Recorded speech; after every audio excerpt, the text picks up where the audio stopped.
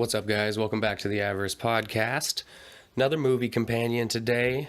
I'm going to be watching the original Friday the 13th from 1980. Jason! It was Jason! I saw that movie 20 goddamn times! And you'd know Mrs. Voorhees was the killer. Jason didn't show up until the sequel. You know that whole story. You're familiar with the tale. Friday the 13th is one of the most respected franchises in all of horror. I think I can say that with confidence. They are, Jason is of course one of the big three, and oddly enough isn't in the original Friday the 13th. Of course, that's because, as with, pardon the noise. For those of you that don't know, I start the podcast by making myself a cup of coffee, then I'll sit down at the table, I'll take a couple hits off the bong, I'll cue you up when I'm going to start the film in case you're watching along at home, and then we'll be ready to roll. So the noise you hear is me getting my coffee ready. Anyway, Friday the 13th is interesting to me because it is very much a ripoff of Halloween, self-admittedly. Sean Cunningham will say that with his own mouth. Sean Cunningham is the director of this. Basically, they saw the success of Halloween, and they just tried to capitalize on it.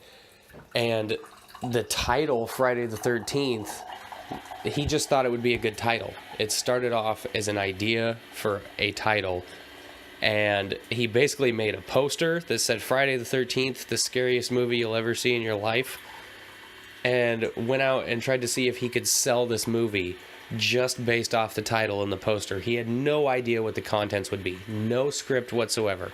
No outline, no character names, no filming locations. It was a fucking fart in the wind, identified by a piece of paper that said Friday the 13th, scariest movie you'll ever see. And he was apparently successful in that pursuit. So then they had to set about coming up with a storyline to back up the Friday the 13th. So they more were going off of a marketing scheme with the title.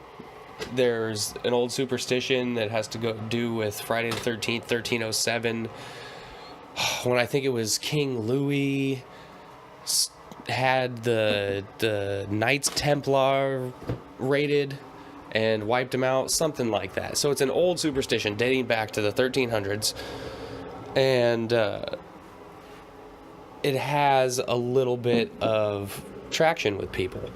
And he knew that that title would be intriguing on its own, which is brilliant if you really think about it. Just a title. That's like some Ari Gold shit, selling a movie off a title. Anyway, so everything that comes after that was really an afterthought to the title being the main selling point, at least the main driving force for the creation of it. I think that's kind of interesting. I also think it's interesting because after this, a lot of movies... So you have Halloween that's a couple years before this. And like I said, admittedly, they're kind of copying the blueprint for Halloween with this. A guy who doesn't speak, who kills teenagers, basically. And stalks them and kills them. So... Fuck, I forgot where I was going with that. Anyway, let's take a hit on the bong. Maybe that'll help me remember. Not.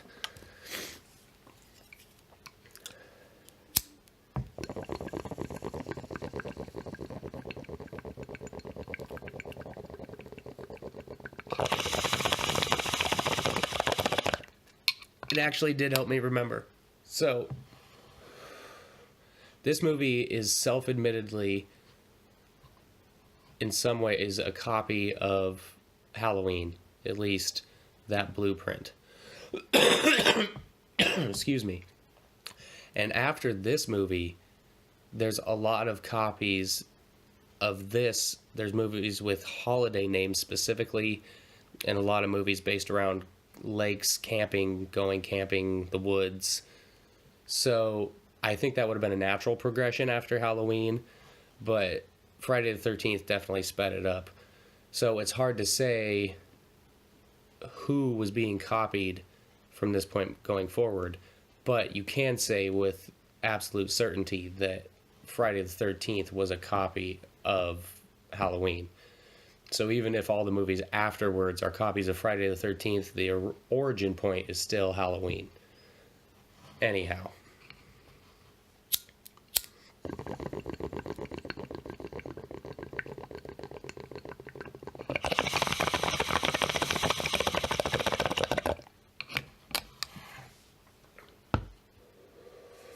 All right. I got my lunch packed up, my boots tied tight. I hope I don't get in a fight. Back to school. Back to school. Oh, goddamn, that coffee's hot. Woo, come on, yeah. Hot, too hot.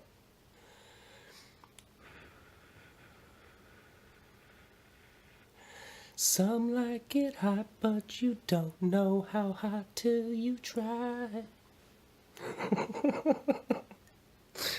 It's kind of stupid that I know the lyrics to that song because the only time I ever hear it is when I watch National Lampoon's European Vacation, and Rusty's having that daydream while he's on the plane, and he's in that club wearing that ridiculous fucking leather outfit, and that's the song that's playing. The dude's got the rooster mohawk that's like a foot in the air. Anyway, I have a weird memory that way. Some shit sticks in there like glue, and other stuff bounces off like rubber. I can't make heads or tails of it. There's some stuff that I hear a couple times and never forget, and there's other stuff that you could tell me once an hour for 365 straight days, and I'd forget it on day 366. I just don't. That's probably not true. I would get the routine down, but I'd forget it pretty fucking quick. I still remember the scores of football games I watched when I was a kid. Like, where does that information ever help me? When am I ever going to need that again? But it's in there. Denver Broncos, San Francisco 49ers, Monday night, 34-17. It was the game that Jerry Rice came back from being injured all year, and he caught a touchdown, and when he landed, he broke his kneecap. And so that was the only game he played that entire season. San Francisco ended up being 13-3 that year and got bounced in the divisional round of the playoffs. Or maybe, no, in the championship game. I can't remember what year it was. Probably 90... Fuck. Probably like 98, 99. I'm a Niners fan, so I'm more likely to remember something like that, but why? Why is that in there? I still remember that in that game, Kevin Green returned a fumble for a touchdown. What the fuck good does that do me? It's not like they won the Super Bowl or something. The last time they won the Super Bowl was 1994. I think it was the 94 season, the 95 Super Bowl. It might be 95 season, 96 Super Bowl. Anyway, I don't remember that game. I'm pretty sure that game is why I'm probably a fan. I was in like the second grade. I don't actually remember making the decision to be a 49ers fan. I just know that as long as I can remember, I've been a 49ers fan. And it seems to kind of start to materialize around that era. So that only would make sense to me that as a little kid I saw them on TV and was amazed at how well they're doing. Of course, they were being successful and winning everything, and as a little kid, that's going to be impressive. You don't have the character to root for an underdog when you're in the second grade. And everybody around me was a Dallas Cowboys fan, and I'm a bit of a contrarian, so there was that too. But, so I don't remember watching that game. I don't ever remember actually watching them win the Super Bowl. I remember watching them lose to the Ravens a few years ago when it was looking like Kaepernick was a viable quarterback in the NFL, and then that just disappeared. That was a weird feeling because the 49ers had been bad for so long. And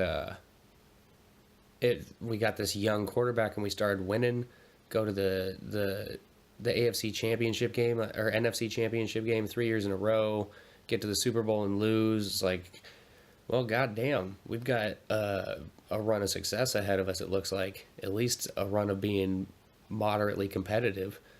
And then it was just nosedive back into the ground. Back to being horrible. And then it looked like we were going to get a breath of fresh air. We get Jimmy G. We get a few wins. We're coming into the new season. We got a new running back. Boom, torn ACL. Boom, torn ACL. Fucking bottom of the heap again. It's nothing compared to what some organizations' fan base goes through, I know. But it's hard out here for a pimp. This is probably the longest I've ever talked before I start a commentary. And people are probably not going to be happy about that. Who am I kidding? You guys love it, right?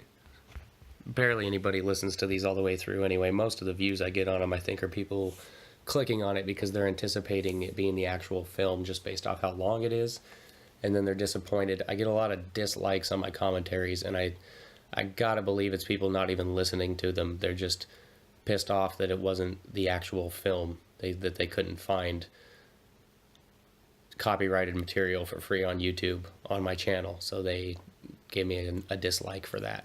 I guess it's my fault, whatever. Maybe it's a little misleading. I started doing these because I like listening to other people do them. And I was like, hey, well, if I like listening to it, there must be other people who like listening to it. There's got to be a market for that. And if I like listening to them, maybe I'll like making them. And turns out I do. So here we are. So I got to believe that there is even if it's a very small sect, there's got to be a group of people who enjoy listening to movie commentaries in podcast form or on YouTube. And eventually those people will find me. Anyway, let's start the fucking movie. Just smoke it, yo. Gonna need water, whole lot of water. Alrighty, I am starting the film in 3, 2, 1, play. It's gonna take a second to catch up with itself, tripping over its own dick here. Oh, that vintage Paramount. Why did I say Paramount? I like it. I like it a lot. It reminds me of watching old VHSs. Seeing that Paramount logo that way. See, Sean S. Cunningham, I told you. I fucking told you. I ain't no punk about my shit. You don't know who the fuck y'all fucking with.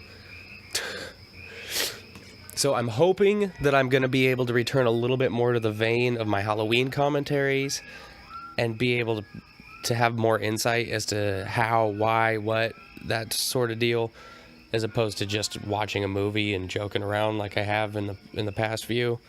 I actually have a little bit more knowledge about this franchise than, say, Child's Play. Child's Play, I was going into most of those movies blind. I'd never seen half of them before. And it turns out the ones that I had, well, anyway. So this is Crystal Lake. I think it said 1958, maybe 1959. Late 50s. Okay, so that sound. I spent most of my life thinking that was ch. I thought it was CH echoed ch. And then I thought it was HA echoed. So ch. It is actually from at the end of the movie when Mrs. Voorhees, spoiler alert, is doing the killer mommy, killer. He isolated the k and kill in the ma and ma, and it's k ma ma.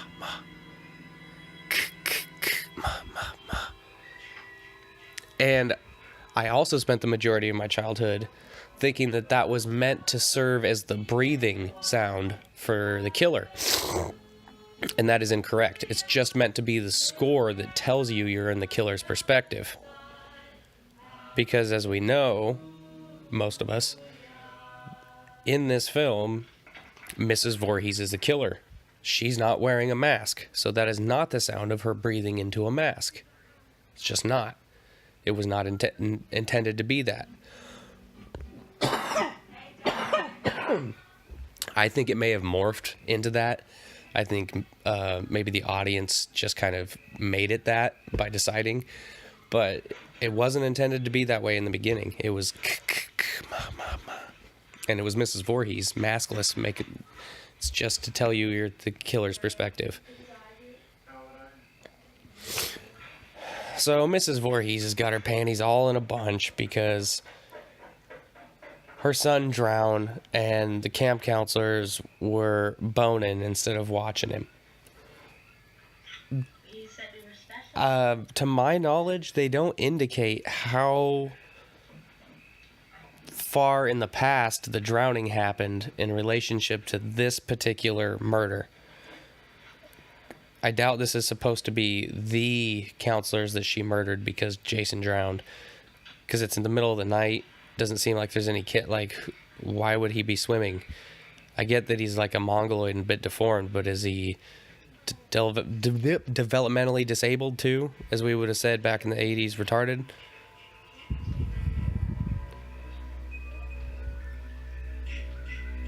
See? That's one thing that Friday the 13th did achieve, is they have a very unique score. I don't think that it's as audibly pleasing as like Halloween's is, but it is their own. It's unique. When you hear it, you know it's a Friday the 13th movie. And that breathing becomes trademark. See, I'm calling it breathing. I'm just going to refer to it as breathing because in my head that's what it is. It's breathing. But that score that we get when we're from the killer's point of view.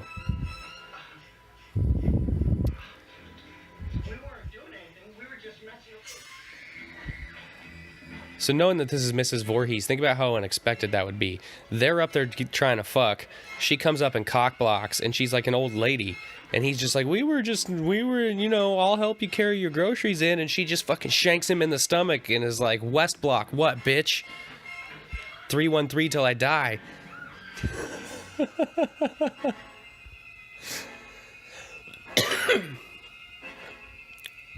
And then that girl running around throwing boxes instead of fighting back.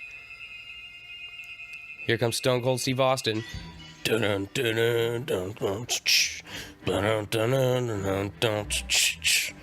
He's a cold SOB, JR. That's right, by God. He's tougher than a $2 steak. And he's leaner than one, too. The Texas rattlesnake takes no prisoners, and he didn't want it either, because they're sons of bitches. All right, back to you, King. Tom Savini. Tom Savini's special effects work in this is very good. Looking back on it in retrospect, like from today's perspective, you go, it doesn't look as good as it could. But for 1980, for the budget that they had, he did a fucking great job. This movie was made for $500,000.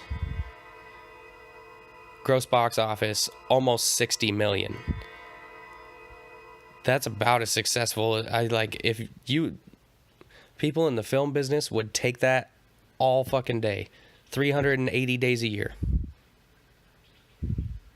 Spend $500,000 to make $50 million. That was like, okay, that's like having a money tree.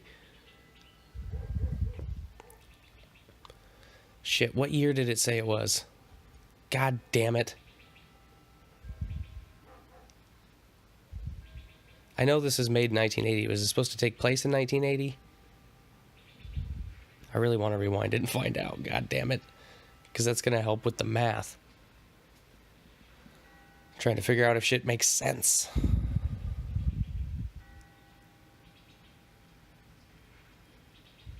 Alright, I gotta know what it said, you guys. So we're at 7:17, and I am just going to skip back and see what that said, and then I'll come back to this point. God damn you.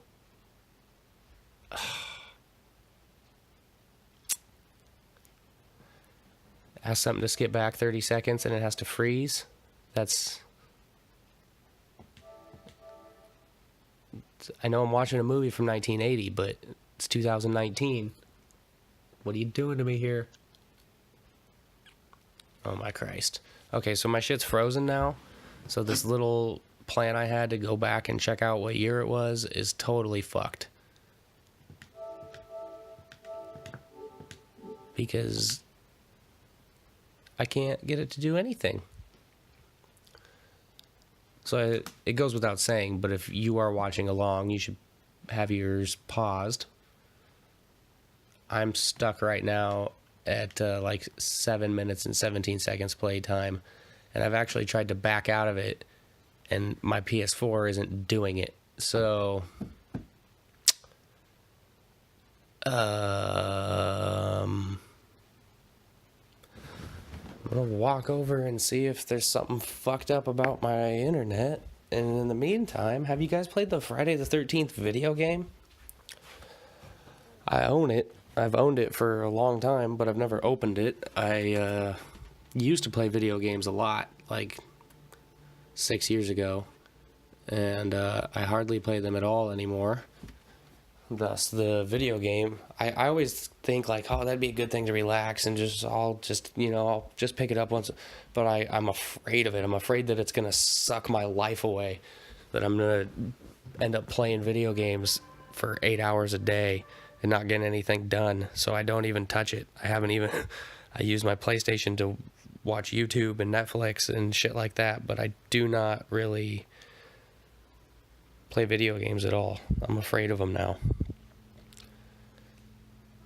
Unless you're going to be like a professional gamer or make videos on YouTube playing video games, something of that sort, the return on investment for doing that once you're an adult is so low. It's almost a negative. Like, there's so much better things you could do with your time than that. God damn it, I'm talking to you guys about YouTube and I just opened YouTube like a fucking idiot.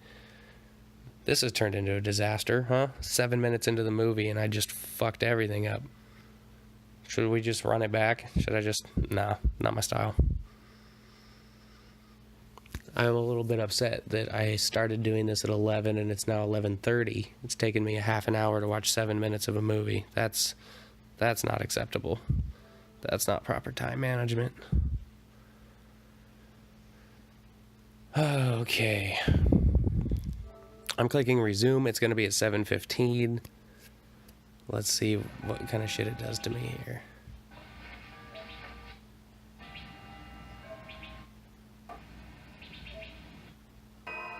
Okay. I rewound back to 6.5 minutes. It just says the present, you motherfuckers. Why didn't you guys tell me? Okay, I fast forwarded to 7:40, so I should be caught back up to where I had you guys pause, somewhere in the vicinity. She's walking down the sidewalk past this old car. She just walked into the mini mart.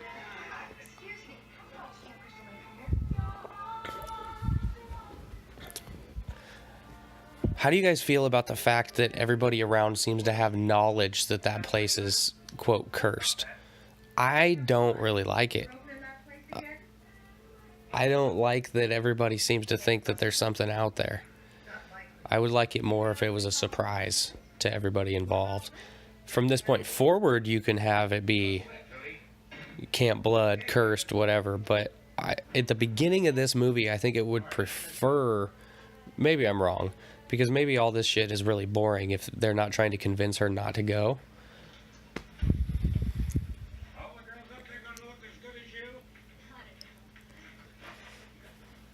See, Ralph, I know Ralph's a fan favorite, but I don't like the Ralph character.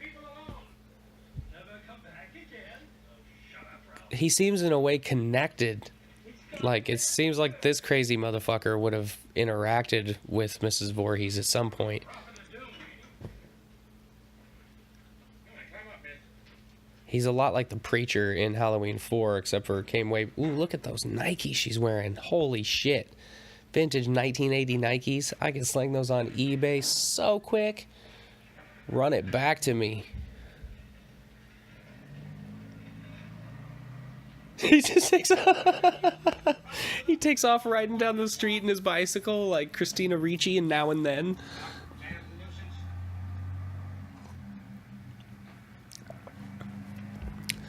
The camera work in this doesn't compare to Halloween at all, in my opinion. It's not horrible, it's not bad, but I think it's a bit offensive to Halloween to try to hold them on par, because Halloween is a much better made film. The story is better, and the way it's shot and all that is better.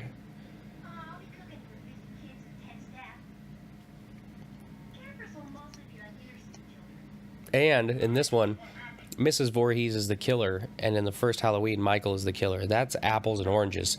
You have to wait till Jason gets involved to really have an equal comparison there, or even have them be in the same, you know, like when you're doing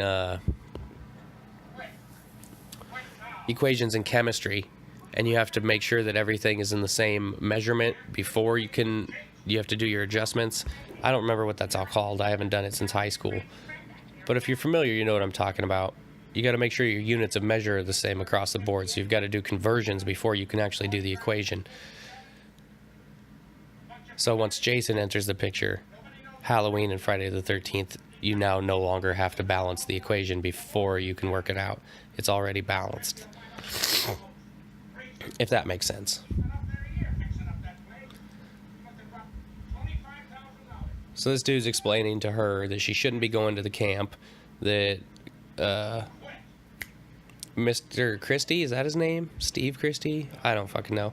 The owner of the camp has been up there throwing a bunch of money into it, making no headway. So the idea of this is really that they're supposed to be hormonal teenagers doing what teenagers do.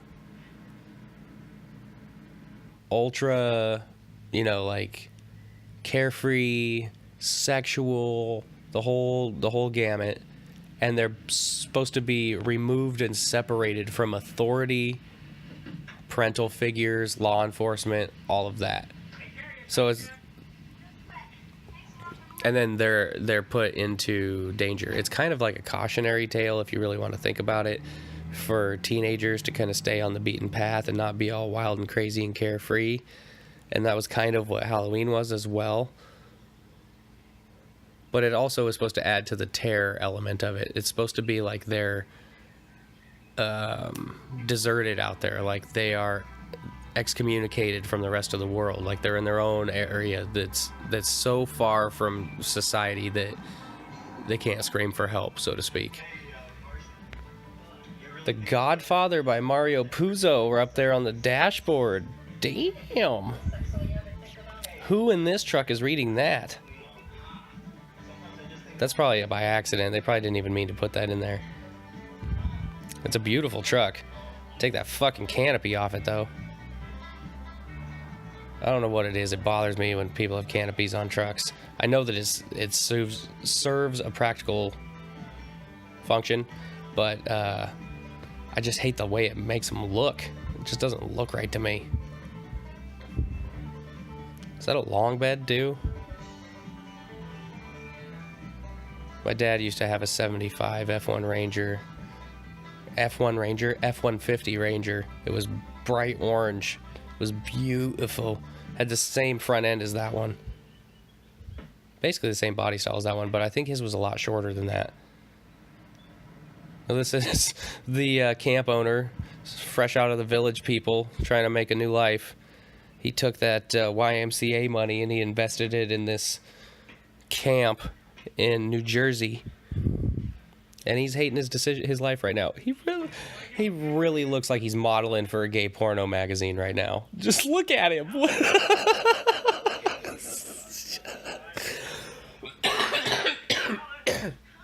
I'd be intimidated to talk to that guy. I think he's gonna hit on me.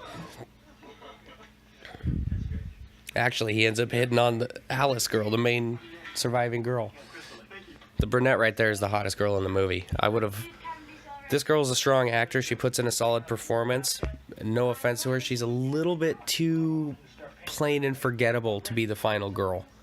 And this brunette girl is sexier. I like her. I like her being the final girl better. Maybe not a strong actor. I'm not sure about that. We didn't put her to the test. No offense to the girl that played the final girl. You obviously did a great job because this is one of the most successful movies of all time. It's just when you look at a Laurie Strode or some Sidney Prescott, they have a quality that's kind of missing from the final girls in the Friday the 13th run. We have a lot of final girls that survive, but how many of them make it to another movie? This one, actually, she gets killed in the next movie. In one of the weirder Friday the 13th scenes where Jason just like shows up in the suburbs and decides to kill her and then hoofs it back to Crystal Lake. You drove very well. See, the way he's talking to her is the way that I would expect him to talk to me just based off of his little fucking outfit there. Did you do this? I get tying a bandana around your forehead if you're doing hard work, but why around your neck all loose like that? What is the function? What are you doing? Your chest hair all out and your fucking mustachio ways. Very pretty. This really isn't your cup of tea. Based off this conversation, I think you could argue that they have something going, especially since she got there before everybody else.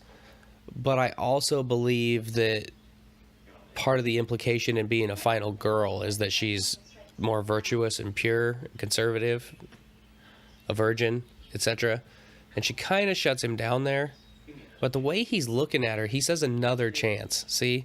Like, he's looking at her like he's fucked her before. But she's not looking at him like she's fucked him before. He actually is looking at her like he's auditioning for a porno movie. And she's looking at him like a naive young girl who doesn't realize how much danger she's in right now. And now she kind of does. She didn't like that. I don't like when people get in my space either. That's exactly how I would have looked at it. I don't know if I'd run away like this and pout about it. Well, why don't you cry about it, saddlebags?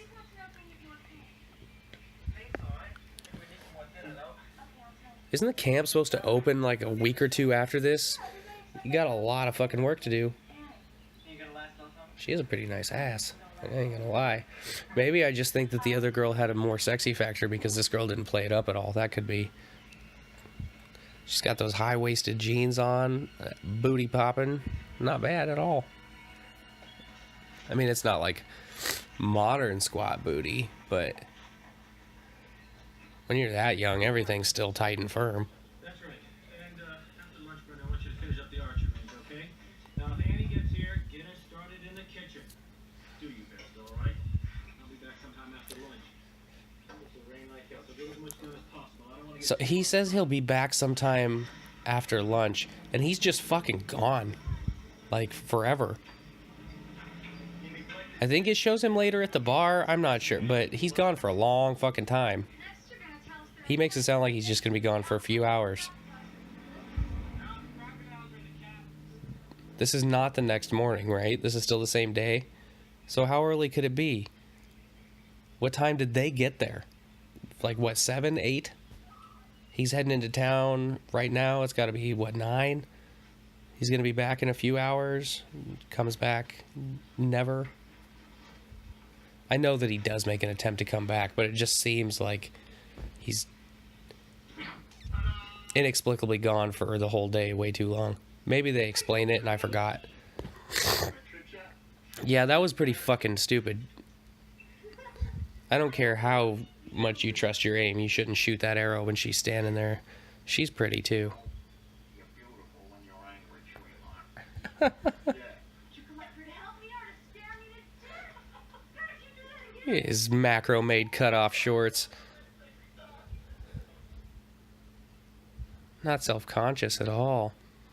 Oh, here's Annie coming to work in the kitchen.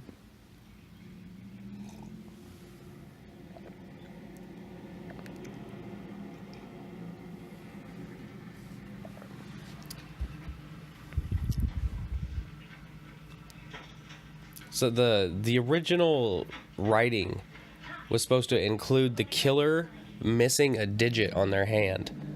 And so that was supposed to be, you were supposed to see the missing digit here in this opening scene, and then every time going forward where you saw the missing digit, you would know that that person was the killer, and then of course it would be easy to identify the killer at the end.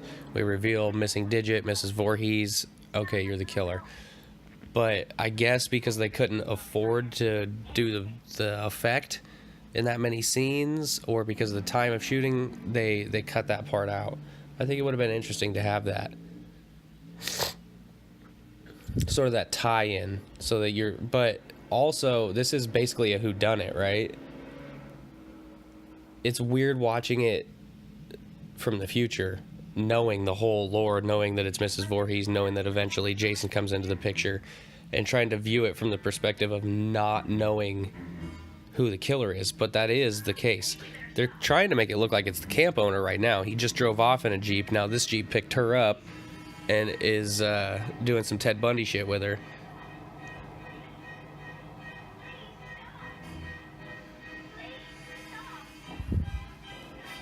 So my point with that was, if you have a clear indicator of who the killer is, such as a missing digit, the whodunit aspect kind of goes out the window, because it's going to be easy to tell none of these people are missing a finger, so they're clearly not the killer. It's somebody outside of this group that we're not introduced to yet. So that's probably why they cut it out. Now that I'm thinking about it, you really lose the whodunit aspect if you have the missing finger in it, because all of your suspects get eliminated right off the bat as soon as you see their hands.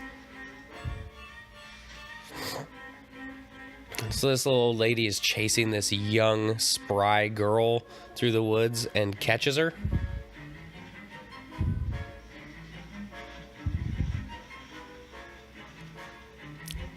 Why don't you just sit down behind a tree to catch your breath? That sounds safe. Maybe tie a few more sweaters around your waist. Seems practical when you have to run away from danger.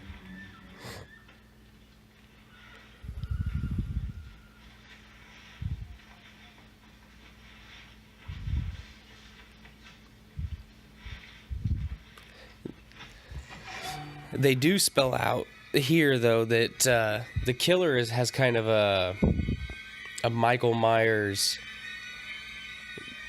walk. They're walking, you're running, but you can't get away. See that effect? That looks pretty fucking good for 1980. That's not bad at all. The way that looks like pink meat in there, that actually, to me, seems like what it would look like if you slit it, like before it starts to bleed and you just see that little bit of pink, that raw meat under there. That nice bathing suits, douches.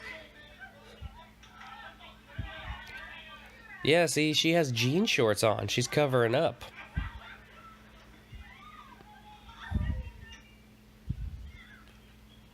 But the killer has that stalking. You're running, I'm walking, I'm still gonna catch you, no matter what. Also, it shows that they know their way around the woods. At least that is the implication. We do see that ring. That ring is kind of an indicator. On the left ring finger, where the wedding ring would be.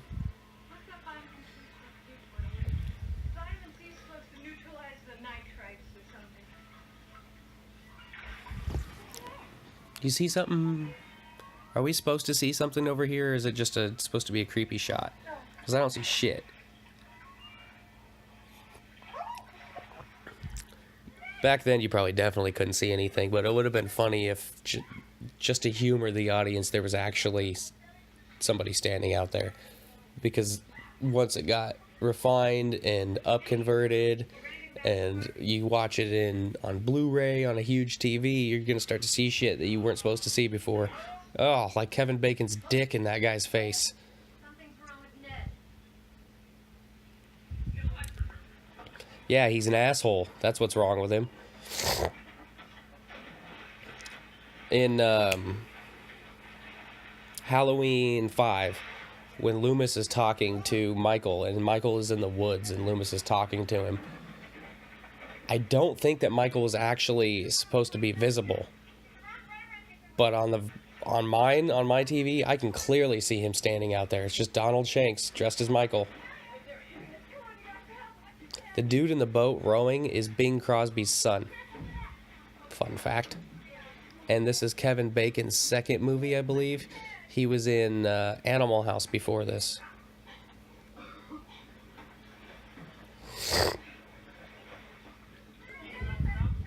Oh, it's a drowning lake. It's a lake that people always drown in. Maybe you should teach them how to swim. It's not the lake's fault. The lake's just a lake. Has no intent.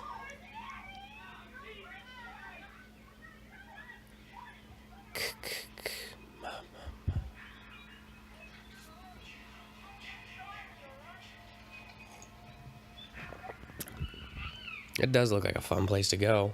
I'd do that shit. This is also an interesting window into time as far as the transformation we've had, what young people do. Back then, you wanted to be free from authority and free from your parents and all that. So what did you do? You went camping and went out away from everybody. And you just hung out outside. And you let your hormones rage. And you got drunk and all that shit. But it wasn't electronics based. It wasn't internet based. It was a lot more hanging out with a group, being out by the lake, doing things. If you're into PETA, close your eyes. They're going to murder a snake here. And it's a shame because now he's never going to grow up and save the world from an asteroid impact or cancer or anything of the sort. This snake may have stopped global warming if it wasn't murdered. I'm just fucking around. I get that it's kind of fucked up to kill a snake in a movie, but it's a snake. Who really cares? You're defending snakes?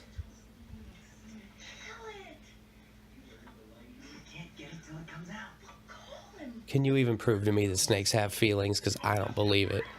Oh, way to go, asshole.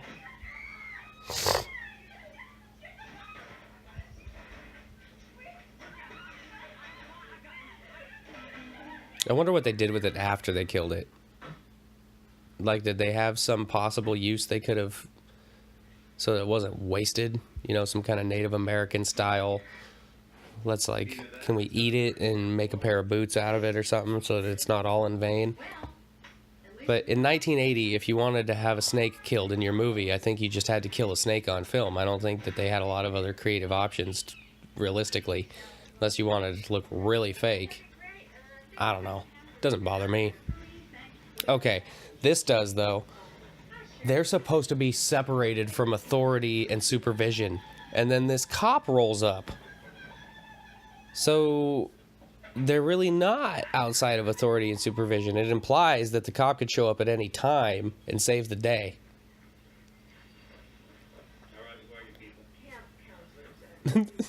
This reminds me of when I just moved out of my parents' house and moved into a big house with a bunch of friends. And we were drinking, and my buddy was outside riding his bike in the street wearing boxer shorts, a wife beater, and a fedora. And I think he had some ridiculous boots on. And and we're, of course, drunk and carrying on. I think of the 6 or 7 of us, 2 of us were over 21. Cop comes rolling up. My buddy is riding his fucking bike in the middle of the street. It's like a small residential street. It's not a lot of traffic or anything, but riding his bike around in the street, wife beater, boxer shorts, fedora. And I was like, I don't see this ending well, and I just dipped out. I went up into the house. It was like, they have no reason to come in here and talk to me. I'm good. They don't even know I'm here. They didn't see me. And I let them outside handled that, and I went up and waited for the smoke to clear. Especially since I probably wasn't, I don't think I was doing anything wrong at the time. Don't make me explain for you. I was gonna say maybe don't wear a bra next time, but she's clearly not. Hey-oh! It's not a police motorcycle. You guys just got some numbers at the store, or letters at the store, like for a mailbox, and put them on the front of there. This actor had never ridden a motorcycle before, and you can clearly tell when he takes off here. He looks like he's gonna lose it and eat shit. Not this part here. Oh, yeah, well, yeah. See, he's very timid. He's uncomfortable doing it. He doesn't, but when he comes up around this bend here, see, he almost goes off the edge there, and then they they cut it. He didn't know how to ride a motorcycle. That's the only thing he has to do. How do you not get somebody who knows how to ride a motorcycle? Or just don't have the cop in there, because like I said, it implies that a cop could show up and save them at any time. This is... Hit that motherfucker over the head with a broomstick. You don't get to be in my pantry.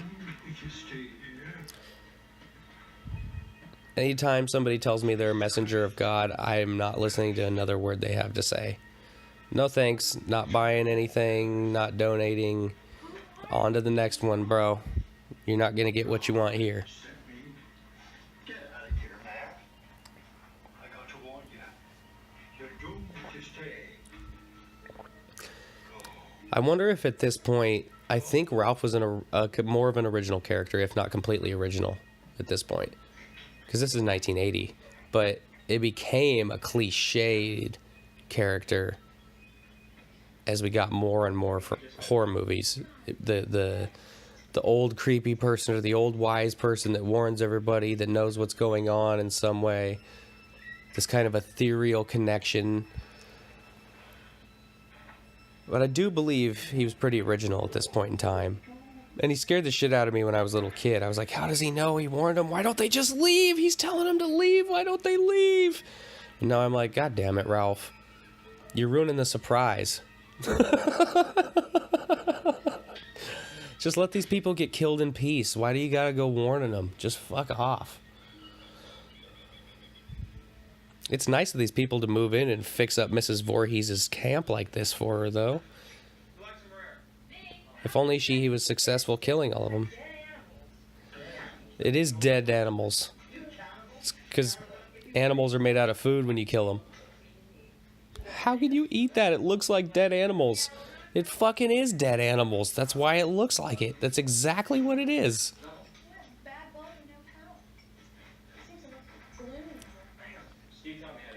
It looks like it's the middle of the fucking day. Why do you need a light on? I do love that macho talk. And I love that vintage Miami Dolphins jersey you got on. I don't know if it's officially licensed, but it looks like a Miami Dolphins jersey. I don't think they ever show the back for us to see if there's a name on it. Put some respect on my name.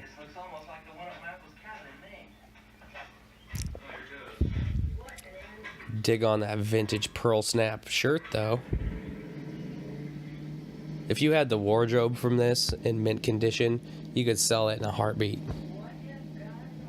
And I'm not just saying if you don't need to be able to reference the movie. I'm just saying those clothes in mint condition, regardless of if they were used in a film or not, sell them no problem. Oh, it's a little beaver. This girl, see that ass? She's the hot one, I'm telling you guys. Kevin Bacon knows. And obviously Kevin Bacon is the hot one. So I must be right on point. This is like the prom couple. Or maybe the hot burnout couple. Whatever it is. Sexiest two people in the movie.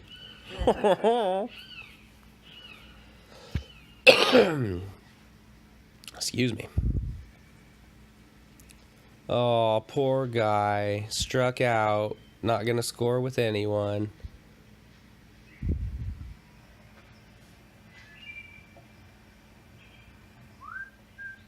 Turns out when you're the weird goofball, women don't take you seriously. No, that's not always true. But in this case, I guess there's the back of his jersey, and there is no name on it. I got a bullet with a name on it. Oh, who dat? Who there? Mama said, Mama said alligators are ornery because they got all them teeth, but no toothbrush. Can I help you? Mama's right. So we don't actually see him get killed, right? He just gets stashed up on the top bunk.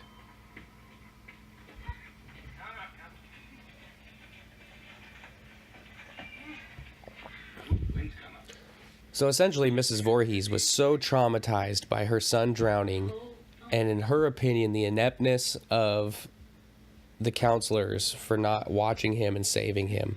She's so upset by that she's made it her life's ambition to keep any other children from being harmed in the same way as a result of incompetent counselors.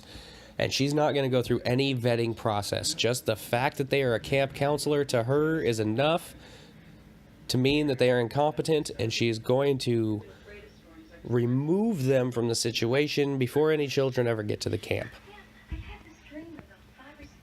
And it's kind of so it's a combination of the Halloween framework as far as the teenagers, the stalking killer, the sexiness, the final girl being the only one not involved in the sexcapades. And then you also have it's like a reversal of Psycho, where instead of the son being alive and the mom being dead, the mom is alive and the son is dead. Of course, we flip that back around in the next one.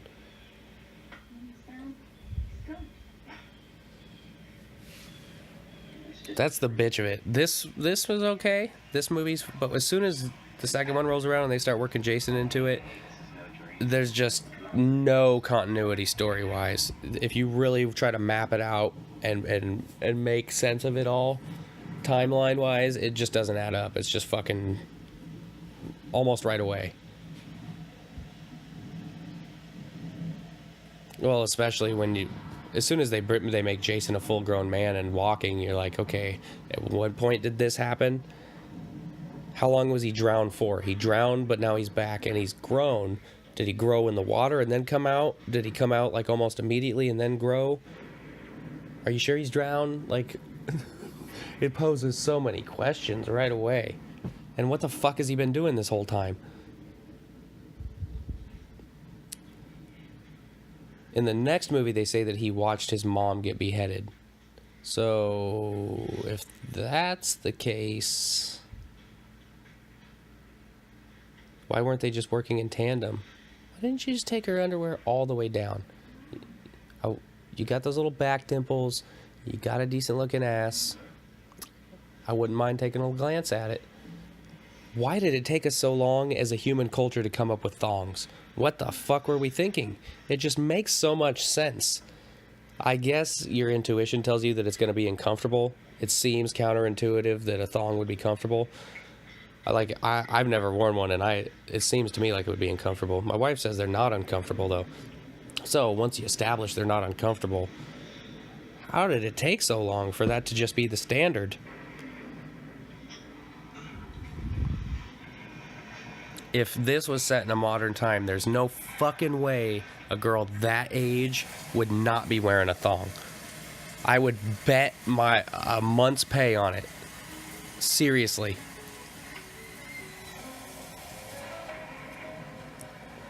A young adult girl, well, I don't know. You've got some weird youth culture movements going on right now, and there might be people doing it just out of protest, not wearing, like, they think that it's objectifying or something to that effect. It's invented by men, whatever.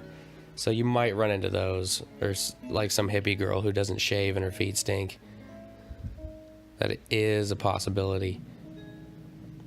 I think I'd still bet on it, but maybe not a whole month's pay. I gotta be able to cover the nut. We're going to play Monopoly. Cover butt nut. Not the way I play it, you know. They's about to play strip Monopoly. I don't even understand how that would work. Like in straight up Monopoly, each property is a different cost to the person who lands on it. So how do you come up with a way to reconcile the values when it comes to clothing?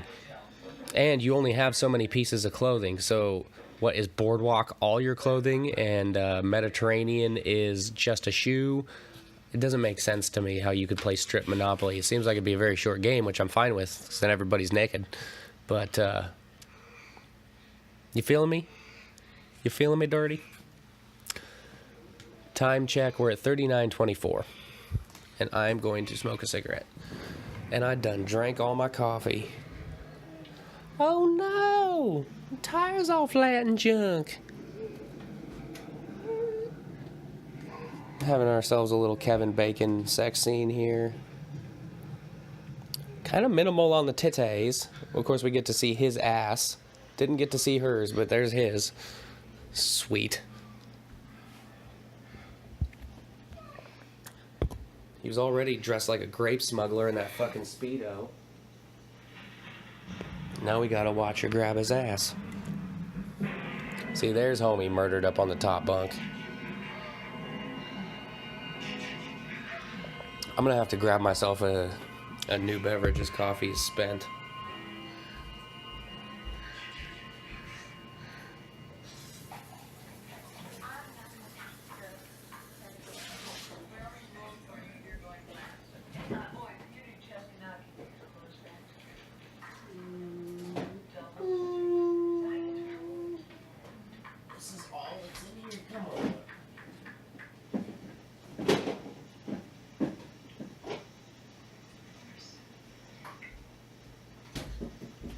Well, that was more of a struggle than I expected it to be.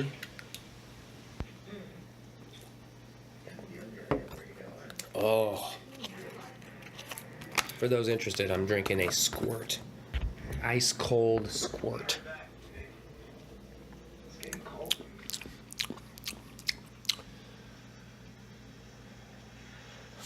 Is this the scene where he gets murdered? Where did she go? Oh, she's right there.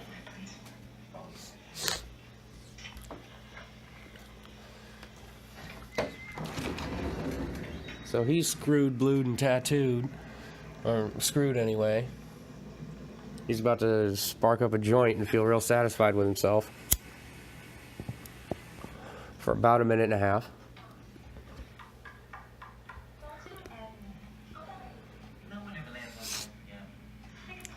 Fuck you, bro. I always buy Baltic Avenue. They're like my favorite ones. With hotels, they're like $500 a pop. Somebody passes go, they collect their $200, they immediately owe their $200 to me. Perfect.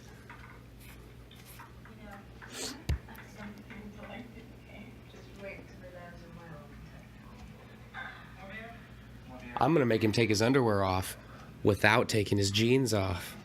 How's that for kinky shit? Saw it on German television. Well, I read about it in a comic book once. Hey, here we go. This is about as close to bliss as a man could get, and it's going to be short-lived. Another decent effect. You can tell that the neck looks fake here, but it well pulled off for 1980. Kevin Bacon is actually like scrunched down on his knees underneath the bed, and they've got a fake torso that they're stabbing that up through the bottom, and then they're pumping the blood out. The pump comes disconnected from the hose, and the special effects guy, in a panic, grabbed it and blew in it with his mouth to make the blood come out, and that's why it squirts out with so much force and almost lands in Kevin Bacon's open mouth. I imagine that shit tastes disgusting. Hello, anybody here? I'm just gonna get naked and take a shower.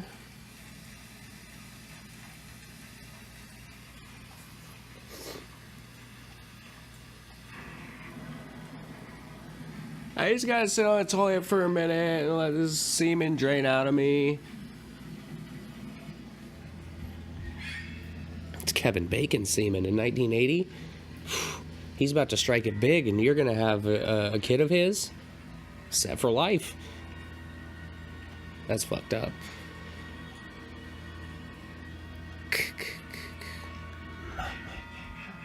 I knew it was coming.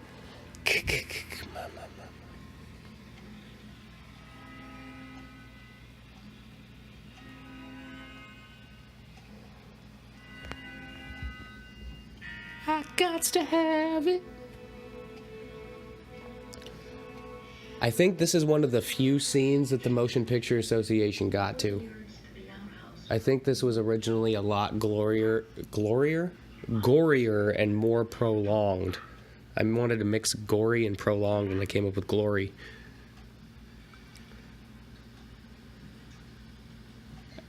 I think that it was more drawn out and gruesome with a lot more blood. And usually those kind of scenes, when they hit the Motion Picture Association, they get kicked back. That's actually a problem with a lot of the films in this franchise specifically. They spent a lot of their nut on special effects for kills that got cut out of the film. And so that ends up being basically a waste. So the best versions of most of the Friday the 13th movies will never and will never be seen by the fans.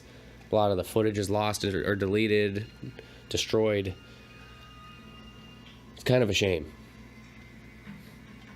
Because I know that there's certain moments where it's uncalled for, over the top, and then there's other moments where it really adds weight to the scene. It really makes it heavier and hit harder to have, like Scream, the original Scream. That end scene where Billy and Stu are stabbing each other, that's supposed to be a lot more drawn out with a lot more focus on them during the process. It's supposed to be real and gritty. And instead, they had to cut it for the MPA, and so we cut to Sydney's face for a bunch of it. And it loses the effect, I think. It really would have helped hammer down the fact that these two are fucking psychos. It would really show you how crazy they are. We get that from the cut that we were served, but the original way, I think, would have been heavier.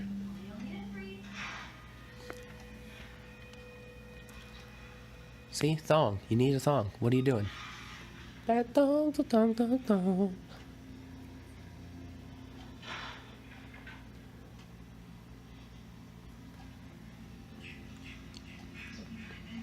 I like that axe. Shadow shot. Right here, he hits the light hanging from the ceiling as a way to show the audience that he's swinging a real axe. So this is a real axe and a fake head, basically, is how the scene is set up. Slam that axe into a prosthetic head.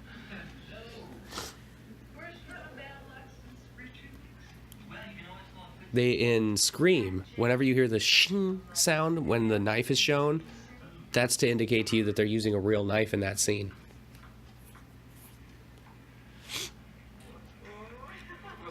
He's playing this wrong. He's almost naked. Oh my god! Door blew open! Let's panic! Bitch, ain't you seen The Hateful Eight? This is nothing.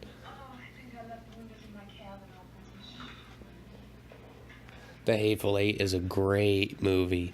A fucking great movie. It would be so hard to watch and do a commentary on, though. It's so long and it's dialogue driven. It's so dialogue driven that there's not a lot left open to interpretation for me to comment on. It's just a lot of listening. It's a lot of development through discussion. And those are my favorite types of movies and shows. I'm not really so much invested in the big, larger than life productions like Avengers and all this shit. I was on board with like the first couple Spider-Man and the first couple Iron Man, and then it just got watered down and tired to me. I know they have their whole fucking universe and it's all supposed to connect together and they're best buds and they're protecting everything, but there's so fucking many of them and none of their powers seem to be special, and then they're not even really nailed down as to what they can do and what they can't do for a lot of them, and it's just, I don't care. That's no offense to you if you do. That's just how I feel about it. But then you have something that's cut the shit, good writing, development of story through character dialogue, And realism, I'll take that all day, every day. That's my shit. Quentin Tarantino type shit, The Wire TV show, The Sopranos. I will watch that feigned realism over some big CGI thing any day of the week.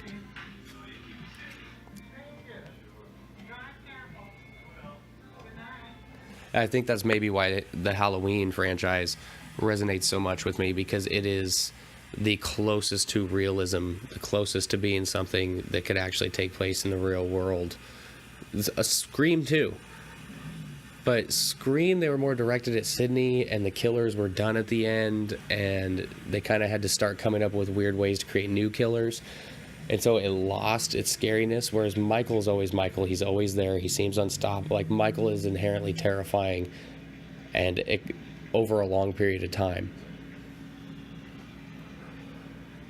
I'm standing at my patio door right now smoking a cigarette, and it's pitch black dark in my backyard. Like, when I go out there to put this out, for sure it's going to cross my mind that somebody could be standing in my yard. And that image in my head is most likely going to resemble Michael Myers. That's just the way shit is. Even though I'm watching Friday the 13th.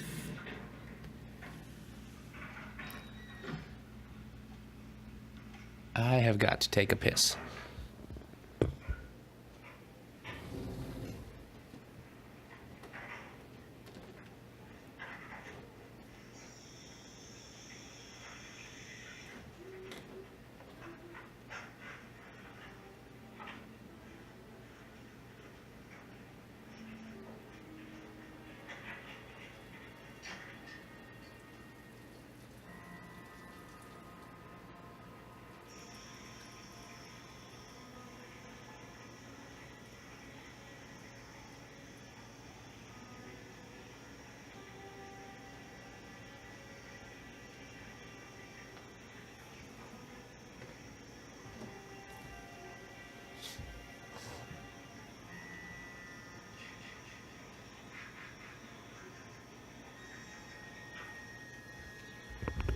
I don't explicitly remember putting my cigarette out, but I can't find it, so I think I put it out. One of those weird moments. I think this poor girl died of cancer in the mid-2000s. Rest in peace.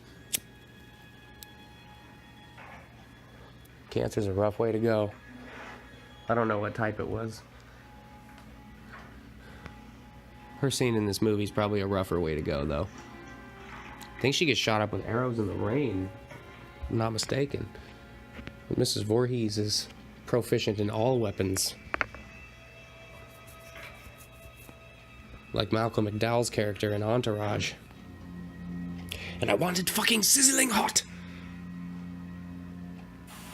Where'd that baby come from?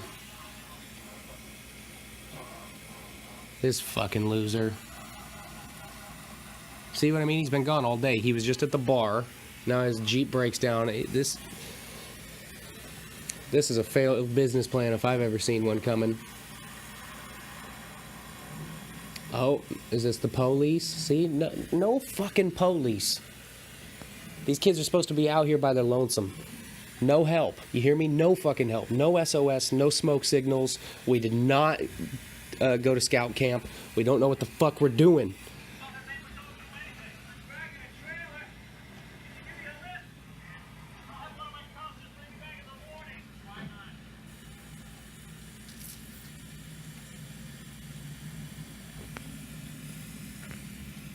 So the cop's gonna give him a ride to the camp and just drop him off.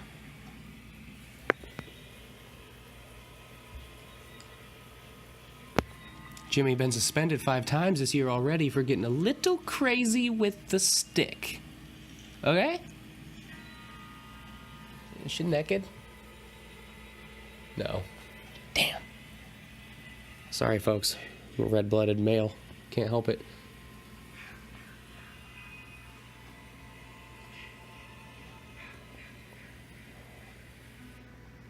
And I've been married for 10 years.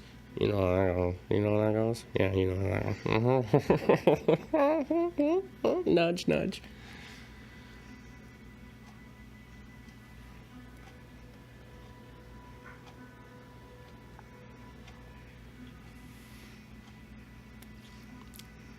Goddamn with the moo-moo when you're not even fat. She looks more like she's about to play the Virgin Mary in a student film at New York University. NYU for short. I don't know why I said New York University. I should have just said NYU. Everybody calls it NYU, except for me, apparently.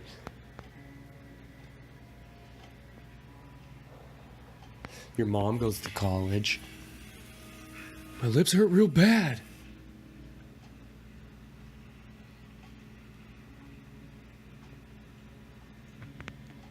I think you should just go to sleep. I wonder if she would have gotten murdered if she just went to sleep. Instead of going out and checking out what was going on. Just go to sleep.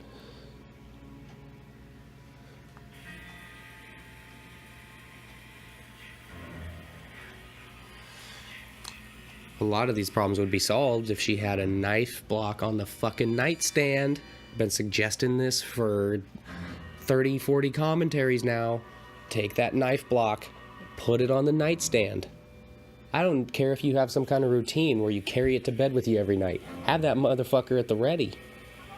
Plethora of weapons at your disposal should something arise. Instead, you have the knife block in your kitchen, and it's at their disposal. You're stuck in your bedroom on the other side of the house. For all you know, they could be carrying 50,000 knives.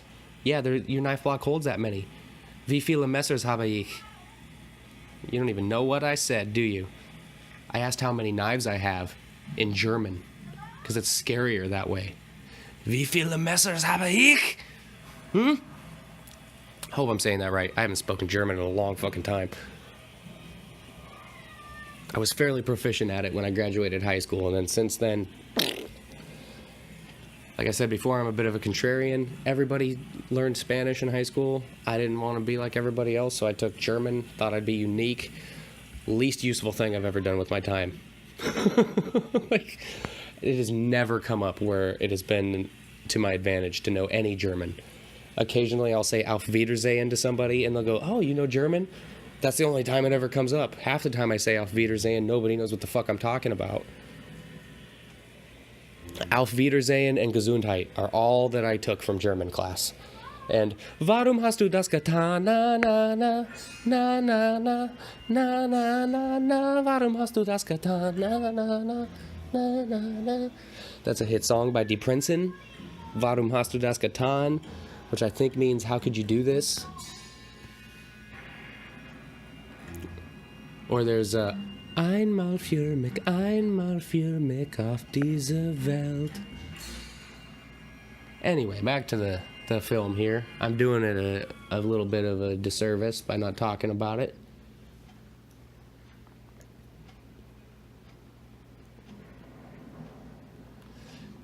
So a lot of people say that the underlying theme in Halloween is that if you don't have sex, you survive. And I heard someone say that Carpenter went back on that and said, no, the idea is that she wasn't distracted like everybody else was by partying and getting laid, so she was more in the moment and able to observe what was going on. But I actually heard the writer for this movie say those exact words in a documentary. So I'm wondering if the person was attributing that to Carpenter and meant to attribute it to this guy. I'm wondering if they're conflating it or if they both have the same story. Because if that's the case, then you really ripped off Halloween. Because that's exactly what John Carpenter said, to my knowledge.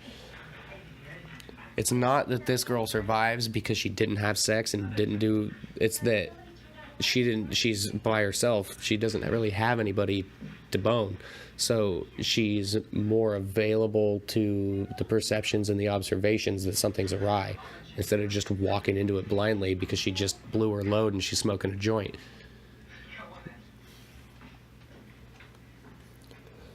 I said blew her load. Man, my friends already know I egg on your head. I've been egging on his head for years. Just... That's a Patrice O'Neal bit. If you're into stand-up comedy, do yourself a favor and watch Patrice O'Neal, Elephant in the Room.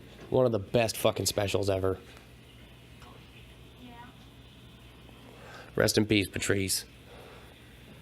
Don't sleep.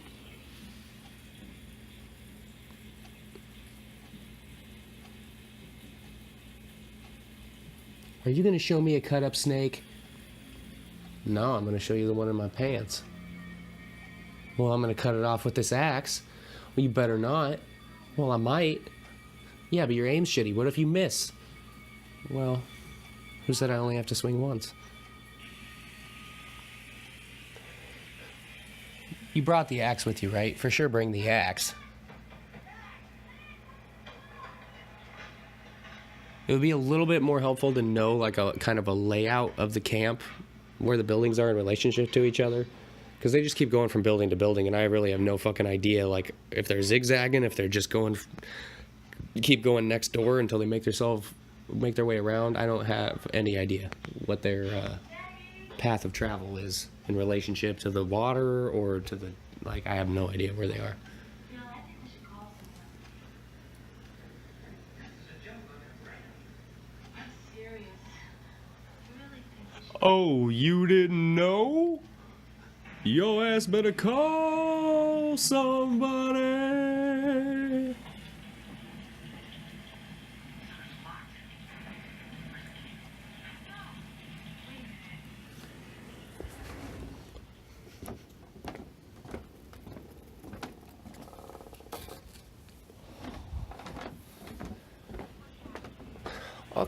Okay.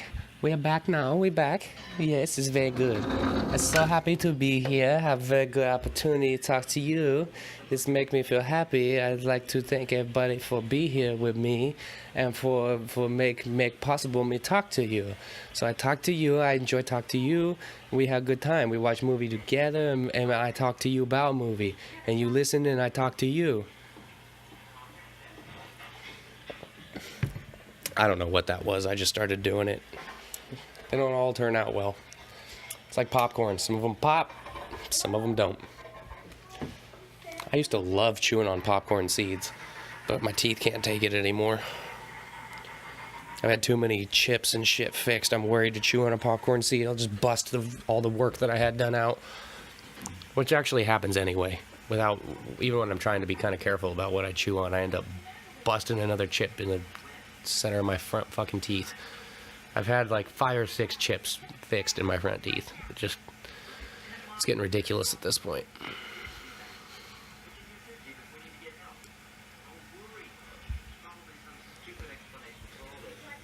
Don't worry. Yeah, I'm not worried at all. There's just an axe in the bed.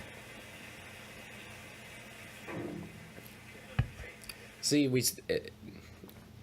on your first viewing back in 1980 as an audience member, you would still have no idea who the killer is.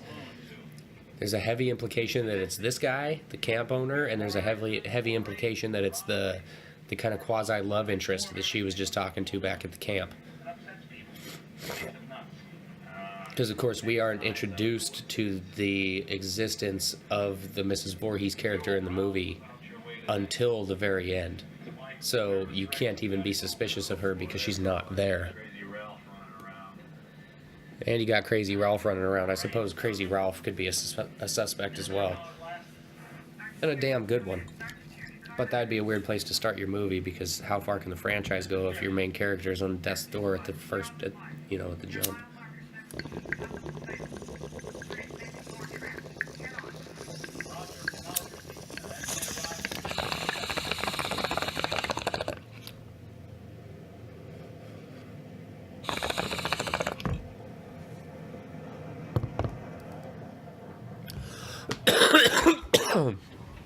My main problem with Jason is that he seemingly can't be killed, so then at that point all the resistance seems futile, and watching the resistance seems futile because we just know how it's going to end up.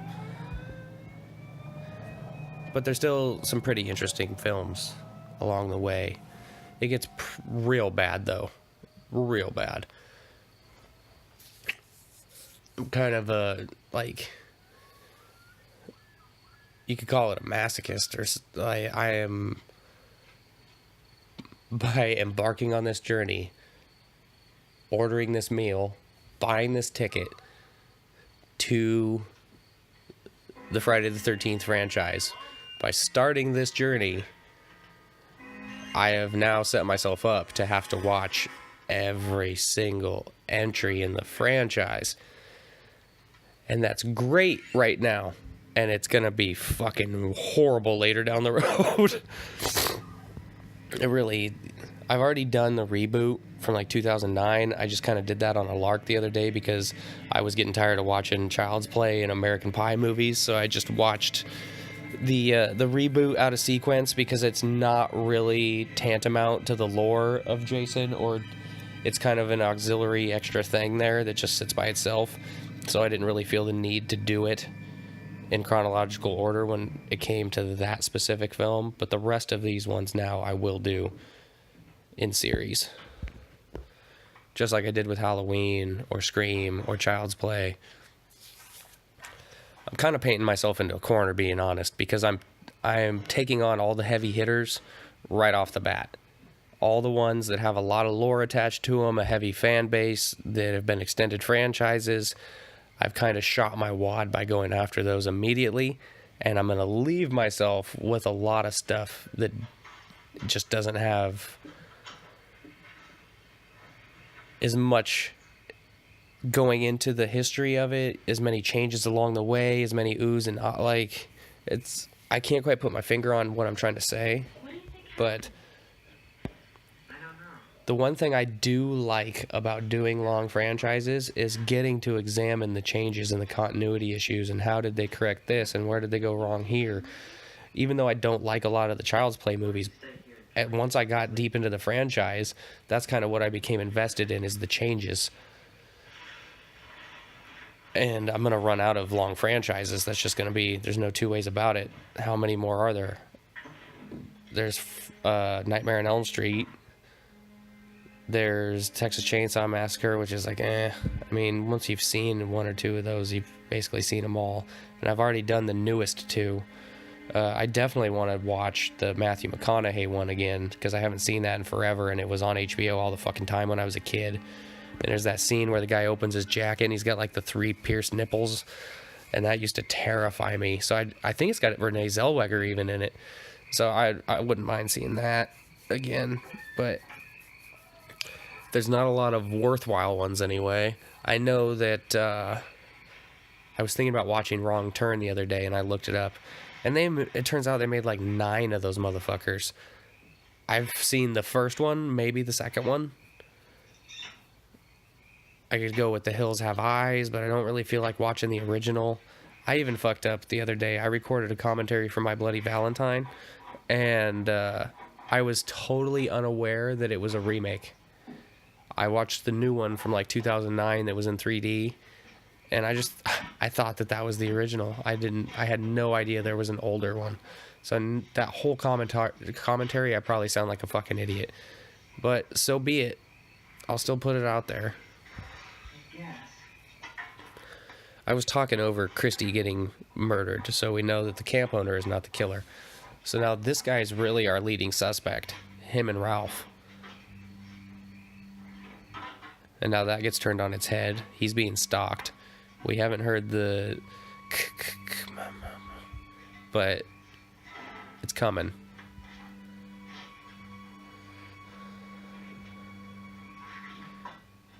It drives me nuts when people wear button-up long-sleeve shirts and don't button the cuffs. Because I would hate to I'd hate to have that flailing piece. I like my shit to be secure. I don't like flailing and snagging and shit like that. So whenever I see people in movies or on TV that have that unbuttoned cuff shit, I just want to grab their sleeve and tear it down their elbow.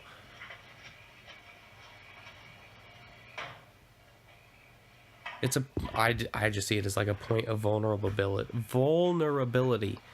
Just like I don't like having hoodies that zip and walking around with them unzipped. It's just all flailing all over the place. Catches wind resistance. I just don't... If you had to run away from danger, it's all flopping around. It's dragging behind you. I just don't like it. I like shit to be on me.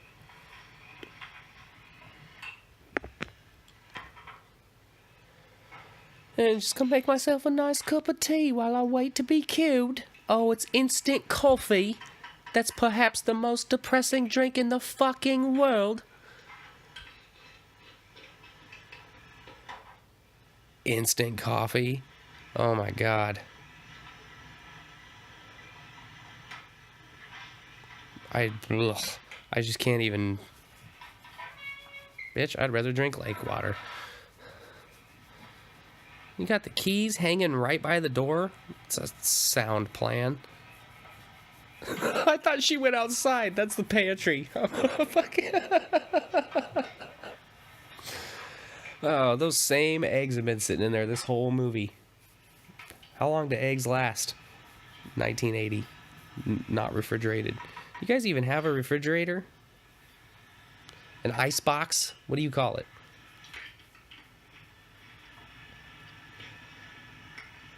You just tie a 6-pack onto a fishing line and hang it from the dock in the lake, call it good enough? It's not going to get contaminated. It's all sealed up. You didn't bring your truck, which did you? Pecan? Nah, we got a toilet.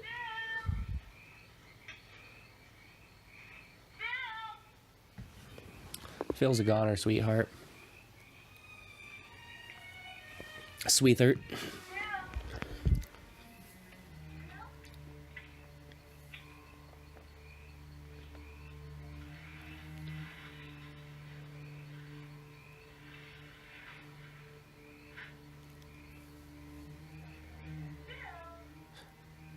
It's got a hint of a Jaws score to it.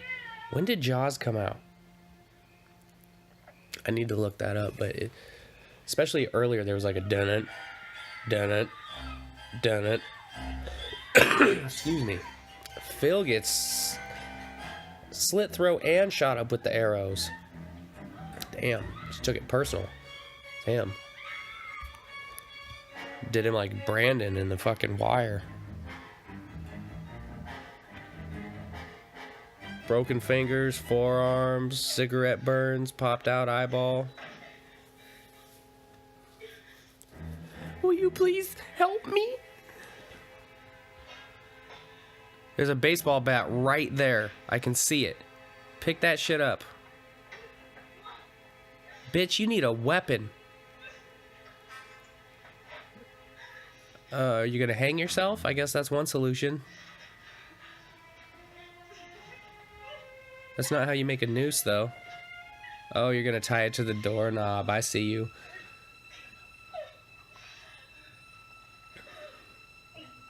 She went to scout camp. She's tying a funky-ass knot.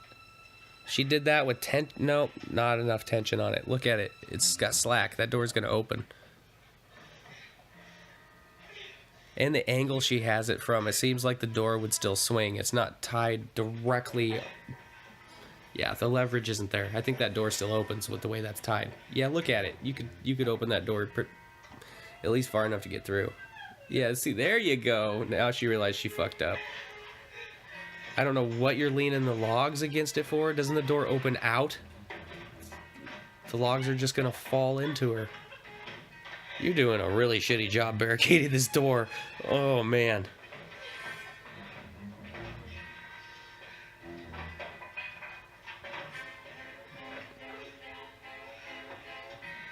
So far, you haven't done a goddamn thing but create a bunch of obstacles. The door opens out.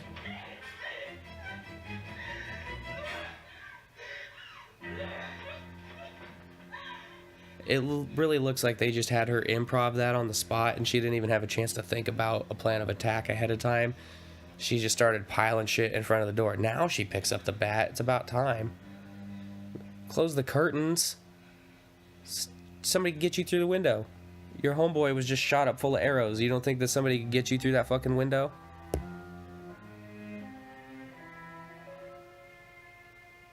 And you're carrying around a lantern, so they can very easily see where you are.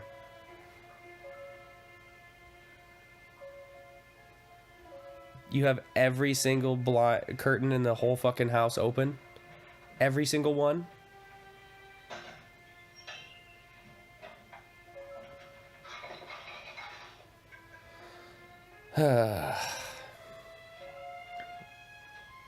Just hang out by the window. There you go. Atta boy. Girl. Atta Zer. Jump scare coming. 3, 2. Oh, I mistimed it. That was actually Tom Savini diving through the window wearing her nightgown.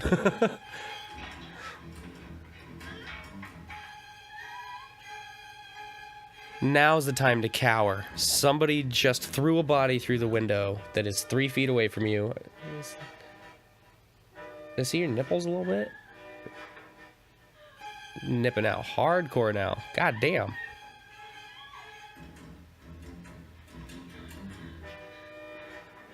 That was some Jennifer Aniston quality nipping there.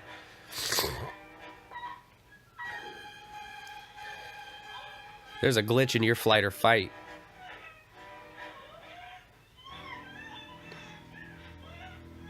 You just fell off the map in GTA. You're in that like weird gray area where you're gonna have to restart your console.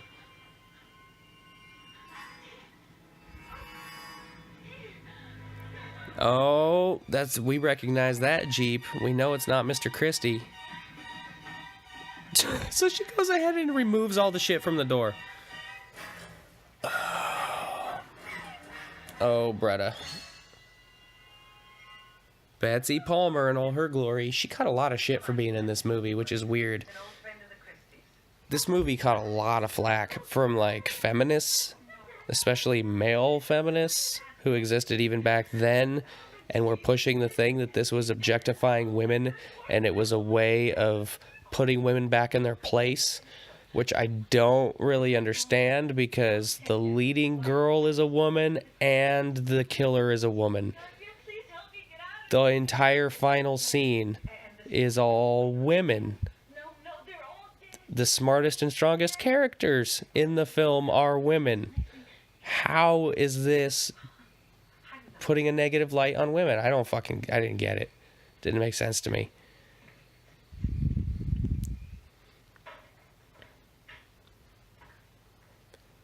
Like if you were going to make a horror movie as a feminist, I already know what you'd do. You'd make it starring all women. So you'd probably make the killer, the evil one, the man, right? Because the men are evil. So that's the issue is that not only was the hero a woman, but that the killer was a woman. They actually published Betsy Palmer's address in the paper so that people could send her hate mail. That's like doxing. That's like what? In 1980? Doing harm to the youth of America? The fuck out of here.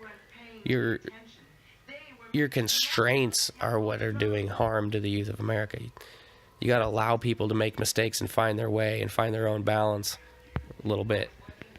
Some moral guidance for Compass is good, but there has to be some freedom therein.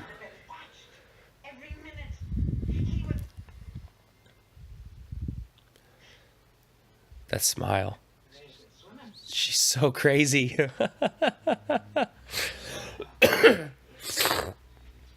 You see right there, the performance of Betsy Palmer as Mrs. Voorhees is outstanding because the character started to go on a rant, caught herself sounding crazy, and dialed it back, calmed herself, and had it calculated like that.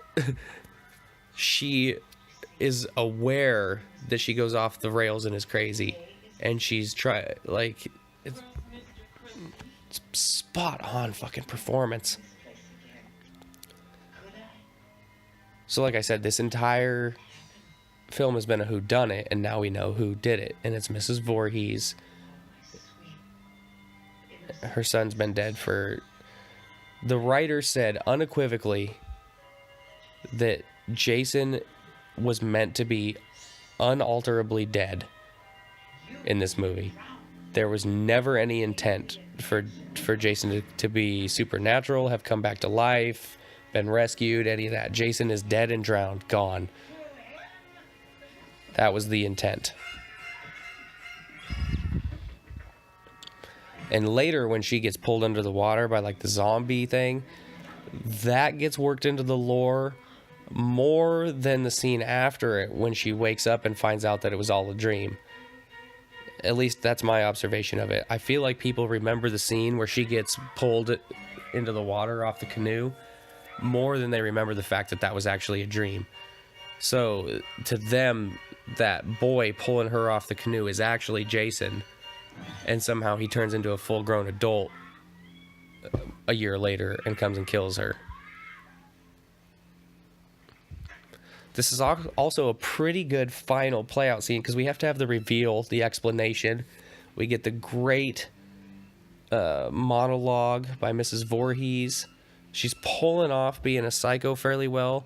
She looks pretty slight, but a lot of these are sneak attacks, so I guess it's okay, and a lot of the attacks are on women. See, that is... For somebody who didn't think that this was going to be a very good movie and just thought it was going to be kind of a throwaway that nobody would ever see, she really gave a performance. I think it's the linchpin. I think if Mrs. Voorhees, if that payoff isn't this good, the movie doesn't work as well and definitely doesn't breed the sequels. The payoff was fucking awesome. And it's aged well, too, because once it changes to Jason, the Mrs. Voorhees character only becomes stronger and like a piece of rare knowledge, like the trivia question in Scream. It becomes that bar discussion that, yeah, actually, Mrs. Voorhees was the first killer. I don't know. I really like Mrs. Voorhees' performance here. It's just a solid change of pace.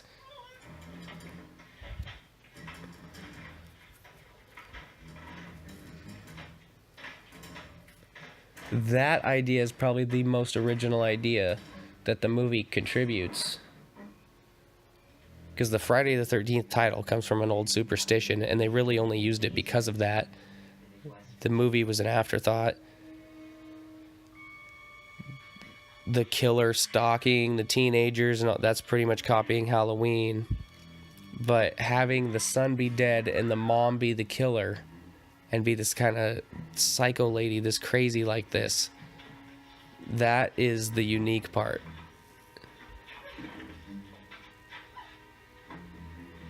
Unless I'm speaking totally out of school and somebody wants to correct me.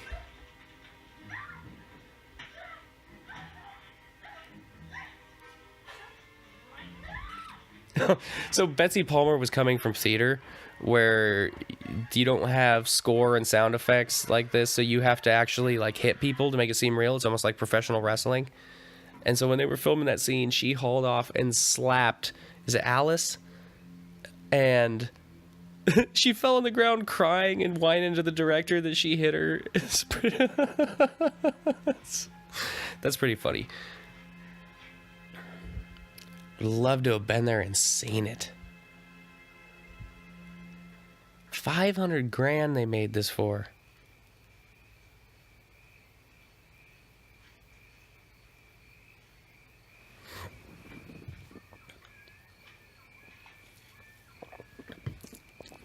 And it was their full intention to kind of up the ante from what Halloween did, because Halloween went with a minimalist theater of the mind camera tricks implicating of violence. And this movie was much more direct with it, with the gore and with the acts of violence. But it's pushing of an envelope.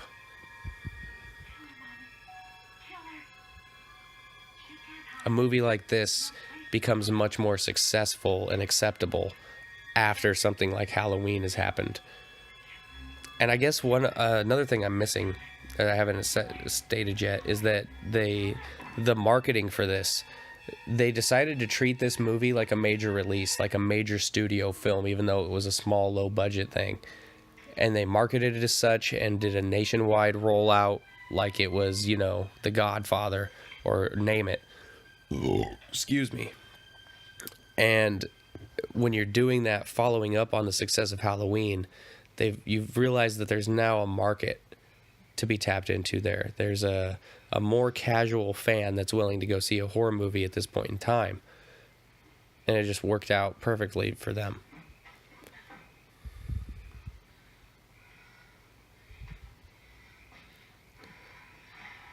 Whereas like Halloween was limited release, and then kind of had to grow through word of mouth and make the rounds.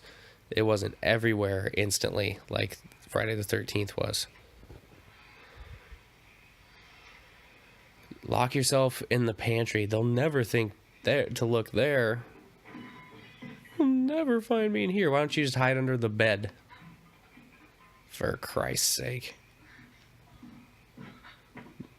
Breathe as loud as possible. You can do it.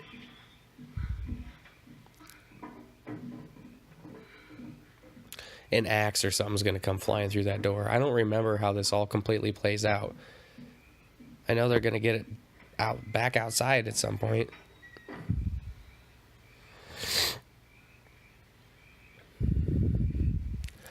Mama's sick. Yeah, fucking A right she is. Whose mama you talking? I don't know. Nice topaz jewelry. Turquoise. Your fair skin. Looking like an Irish lass wearing Native American jewelry.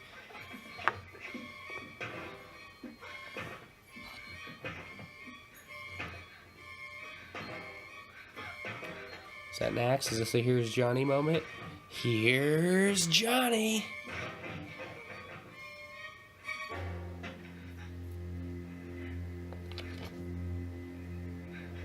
All camps and no sons make Mrs. Voorhees a dull woman.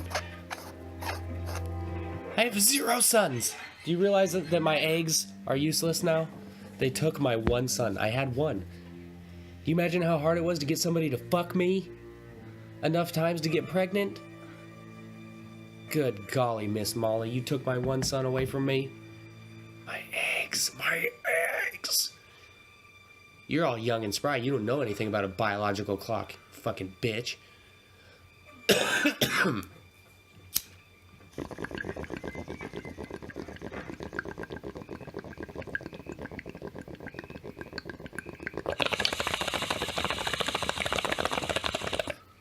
Jason was my egg.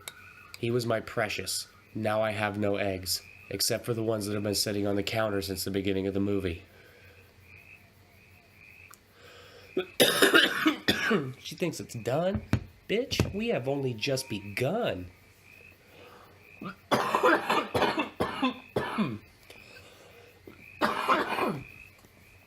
Camarilleja. I saw my reflection in the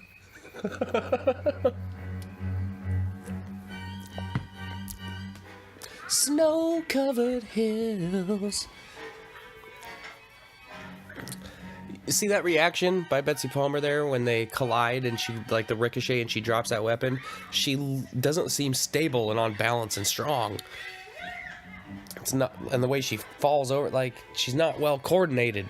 She can't use her body effectively. It makes the previous stuff that happened seem a little less likely. Then again, there was a lot of sneak attacks and stuff, but just the strength, like shoving the arrowhead through the back of the neck on Kevin Bacon and out of his throat. Did it go through his spine? Picture how hard it would be to stab through somebody's spine with an arrowhead. Clanging that girl on the head with the axe. Ooh, the slow motion decapitation. Here comes the pain! There's a bit of bone in there. You can see the toothpicks he had holding the head on. You're not supposed to be able to see that, I don't think. Those two things sticking out that look like toothpicks, they are. That's how he had the head held on. And those hands are man hands. That's a stunt guy who had the head on his back. That's why they look so big and meaty. No homo.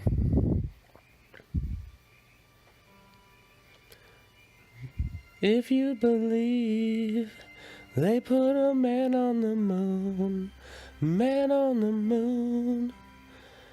If you believe there's nothing up there to see, nothing at all. I am from the island of Caspia. It sank.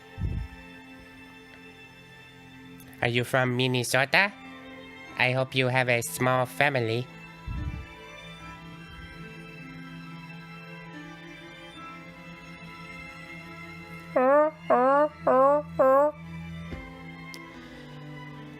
Now, this scene is self-admittedly by the filmmakers a ripoff of the end of Carrie, where she's standing at that gravestone and the hand reaches up and grabs her. We are finally done with the killer score. We've got kind of this uplifting, misleading music. It's kind of making you think everything's okay. They drag it on for a really long time to where even the most skeptical person is like, okay, this is over. You're putting down your popcorn bucket, you're brushing off your lap, you're getting ready to stand up and leave the theater. You're making sure that all the kids are accounted for and have their pants on. You wake up your wife. You're like, okay, honey, let's go. The movie's over.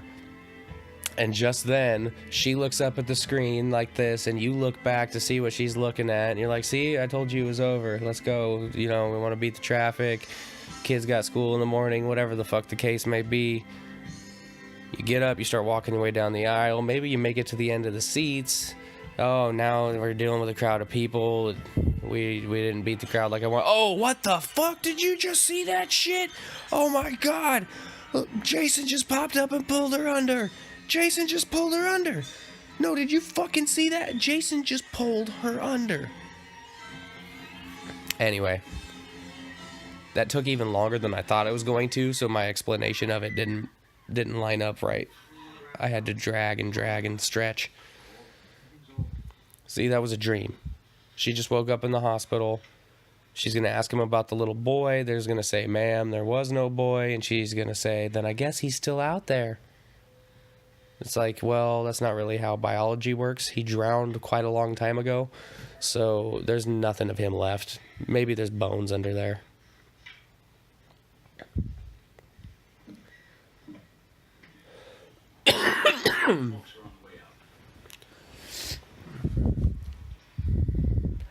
That really does add something to it, though, right? Having that Jason scene in there. But I also think that is what helped lean them towards bringing him back and making him an adult and the killer in the next one, was that people responded so much to that ending. Is he dead too? Eyes are so blue. The boy, Jason. The boy, Jason. In the lake, the one who attacked me, the one who pulled me underneath the water. Not the best acting.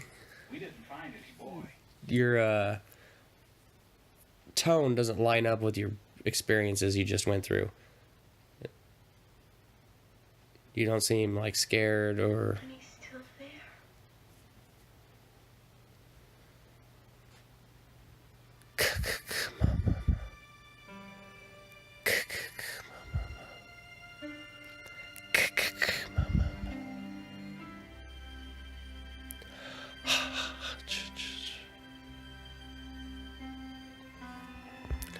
And then they go back to the lake.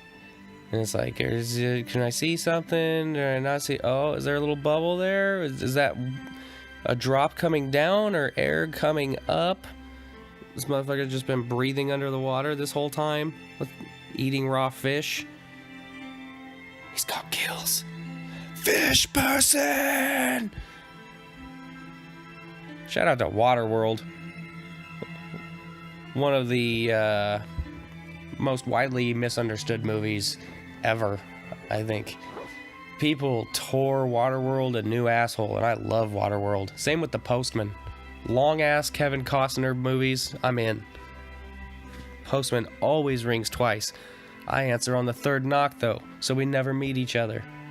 That's why I call his brother and ask to fuck his mother. No? Okay.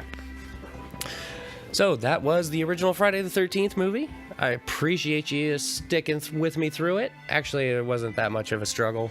It was fairly easy watch. I had enough to say. Went with the flow. I thought it turned out well. You can check me out on YouTube, obviously, Avarice Podcast, SoundCloud, iTunes. Just Google that shit and you'll find me. Also, Instagram at Avarice Podcast. Like, share, subscribe, comment, all that good shit. Till the next time, this is Devin signing off and saying, be easy.